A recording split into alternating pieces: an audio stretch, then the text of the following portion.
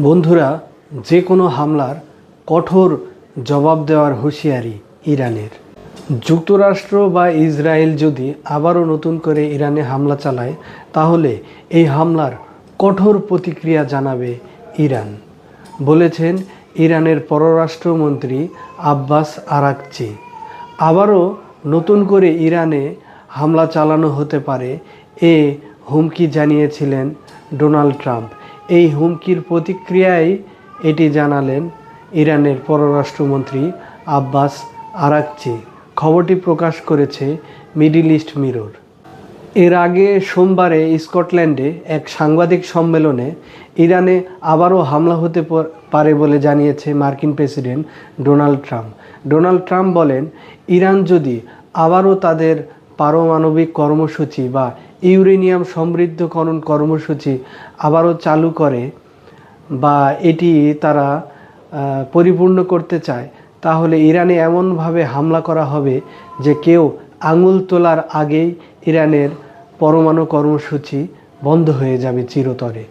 বন্ধুরা, Abbas Araghchi আরও বলেন যে ইরানের পারমাণবিক কর্মসূচি যদি নিরাপদ না থাকে বা অন্য কোনো রাষ্ট্র যদি মনে করে যে ইরানের পারমাণবিক কর্মসূচি নিরাপদ নয়, তাহলে এটি আলোচনার মাধ্যমে সমাধান করে যেতে পারে, কিন্তু হামলার মাধ্যমে কখনোই এটি সমাধান সম্ভব নয়, এটি জানিয়েছেন ইরানের পররাষ্ট্রমন্ত্রী।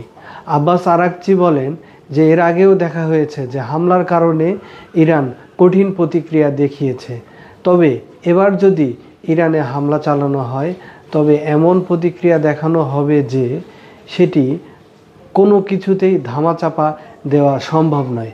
অর্থাৎ ইরানের পররাষ্ট্রমন্ত্রী এটি বুঝিয়েছেন যে এর আগে যে যুদ্ধ সংগঠিত হয়েছিল, একটি পক্ষ তাদের ক্ষয়ক্ষতি গোপন করেছিল বা গোপন করতে পেরেছিল, তারা প্রকাশ করেনি, কিন্তু ইরান এবার এমনভাবে প্রতিক্রিয়া দেখাবে যে তাদের ক্ষয়ক্ষতি এবার আর কোনোভাবেই গোপন করা সম্ভব হবে না বা ধামাচাপা দেওয়া যাবে না।